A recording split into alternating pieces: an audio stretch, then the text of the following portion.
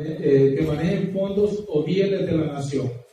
La primera pregunta que yo hice en un curso que dictamos hace poco es, ¿qué son bienes de la nación? Y resulta que, si mi memoria no me traiciona, los bienes de la nación estaban enfocados a los parques públicos, por ejemplo, pero no a un bosque. Interesante la discusión en ese momento. Porque vean que tenemos patrimonio ecológico, tenemos ambiente como bien público y tenemos bien de la nación. Y si se busca en el marco legal la frase bien de la nación, cuesta encontrarlo claramente explícito. Fue una búsqueda que hicimos. Pero cuando uno hilvana finamente, nos damos cuenta que patrimonio ecológico, bien de la nación y ambiente como bien público son casi que sinónimos. Entonces, incluye la gestión de los bienes de la nación. La pregunta que nos hicimos es, ¿las contralorías deben gestionar lo que hace la entidad con los recursos dirigidos hacia un bien público, como el agua, por ejemplo? ¿O también debe gestionar el ambiente, en este caso el agua, para poner un ejemplo, para ver cómo está? Y resulta que si vemos lo segundo, dice que incluye control financiero de gestión y de resultados. Para poder entender los resultados, necesitamos evaluar el objeto de gestión. ¿Cuál es el objeto de gestión? El ambiente, por ejemplo. Si yo no evalúo el ambiente, no puedo determinar si hay o no efectividad en la actividad. Y aquí es donde surge la metodología en ese contexto, vista acá, desde el marco contralor. Una metodología que busca evaluar el daño ambiental. Dice, necesitamos conocer el estado de conservación inicial. Si no, no sabemos qué pasó. Necesitamos determinar el estado de conservación final. Y la brecha entre esos dos sería el daño. Así como el asegurador llega y asegura el carro, saca las fotos y cuando hay un accidente va y compara con las fotos que tomó para poder decir, mire, esa puerta que usted me está reclamando ya estaba dañada, no me la puede reclamar. Entonces, cuando nosotros tenemos claro cómo están los recursos naturales, podemos hacer gestión de los recursos naturales. Porque ¿quién puede administrar lo que no conoce? Es imposible. Y la evaluación económica del daño comprende los costos de restauración, los costos sociales y los costos de gestión del daño. O sea, completitud de costos. Y ahí vamos a empezar a navegar.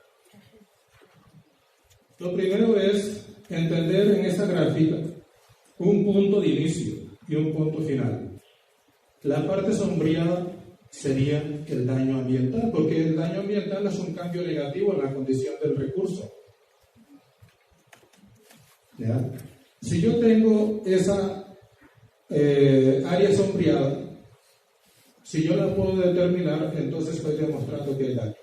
Para poder determinar eso, yo necesito saber cómo estaba antes y cómo quedó después. Si no, no puedo sacar la diferencia.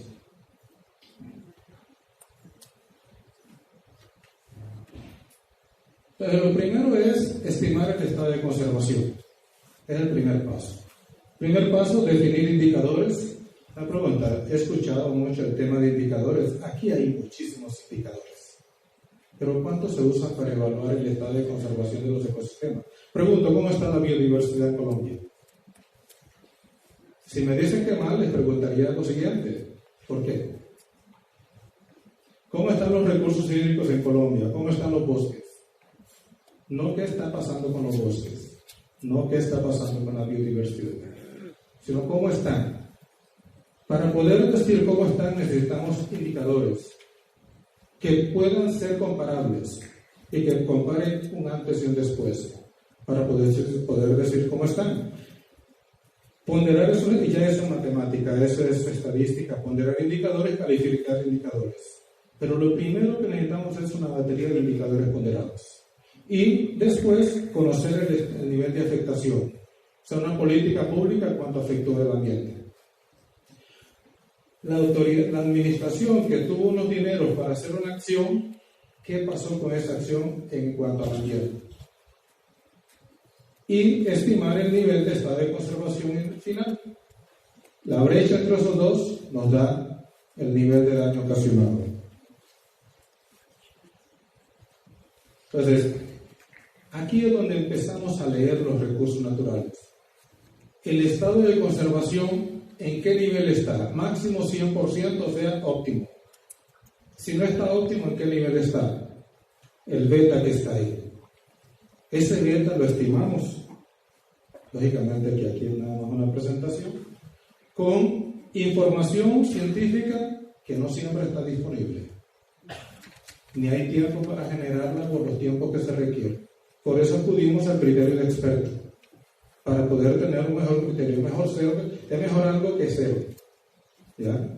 O la combinación de ambas cosas. Y el procedimiento, definir indicadores, ponderarlo y evaluarlo. Eso es simplemente el camino.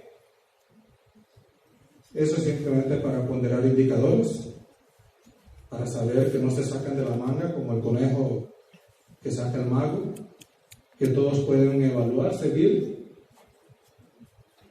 Eso nos lleva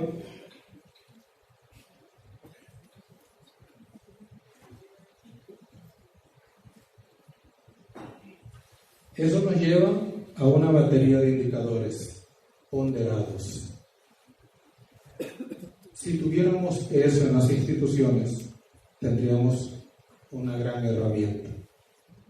No importa que no se aplique todavía. Pero imagínense que esta herramienta nos da análisis de agua, de bosque, de biodiversidad, de suelo, de aire. Todo eso juntos para hablar de un ecosistema. Por eso cuando nosotros en un espacio seguimos el agua, pero no seguimos el bosque, podemos seguir el cauce del río. Pero resulta que la conservación del río Bogotá depende de lo que yo estoy haciendo en la cuenca. Entonces, si yo solo mido la calidad del agua, la biodiversidad acuática, no estoy entendiendo de dónde vienen los problemas, estoy viendo las causas. Eso es como el dolor de cabeza, que puede ser producto del estrés o producto de cualquier otra cosa. Entonces, cuando yo miro la integralidad, como decía el expositor anterior, la integralidad, el espacio, el territorio, puede entender el problema que se está generando. Cuando yo solo miro la señal, la contaminación, no estoy entendiendo cómo gestionar la causa. Y eso nos lleva a la calificación, lógicamente, ¿verdad? Y eso nos lleva a eso que está ahí, a una tablita ya calificada, con un estado final. Ahí es numérico. Esto es pedagógico. ¿Ven? Qué interesante. Ya sabemos que el ecosistema no está 100% bueno, que hay una brecha entre el azul, que es el azul que está ahí, y la brecha del contorno externo. Eso es lo que ha pasado siempre. Pero si alguien va a administrar algo, se lo estoy dando así como está, en ese contorno azul. Ahora sí, ¿qué va a pasar con lo que va a hacer? Ahí es donde viene la lógica, el marco lógico. ¿Qué pasa? Tengo que evaluar la acción. La acción causa algún efecto. En este caso, estamos enfocados en daño. El daño puede ser total o puede ser parcial. Si es total, lo perdimos para siempre. Si es parcial, ¿en qué nivel está? Y eso nos lleva también a unos esquemas como ese, a una tabla como esa, que está ahí, y a un gráfico como ese.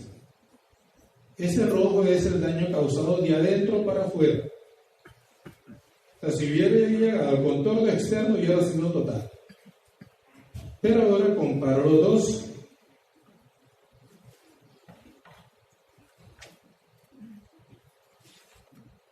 ¿Ya? Comparo los dos, la tableta, que me da cómo estaba, cómo quedó y el impacto.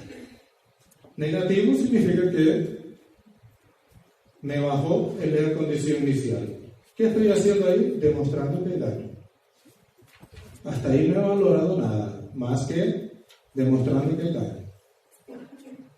Ahora sí, ¿cuánto cuesta eso? Por ejemplo, cuando le decimos a la gente que restaure, ¿hasta dónde tenía que llegar si no tenía la línea inicial? ¿Hasta el contorno externo? Es injusto. Si fueran las cortinas, ¿hasta dónde tiene que llegar?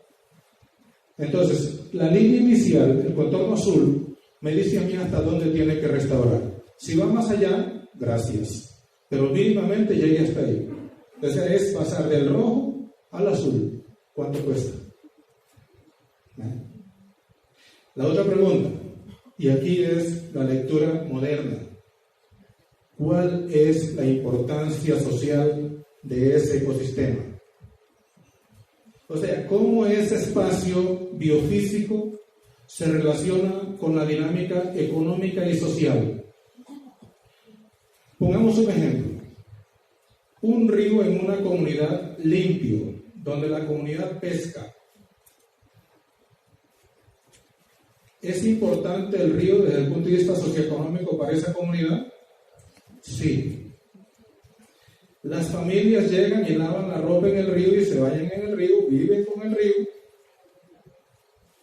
¿Hay importancia social del río? Sí.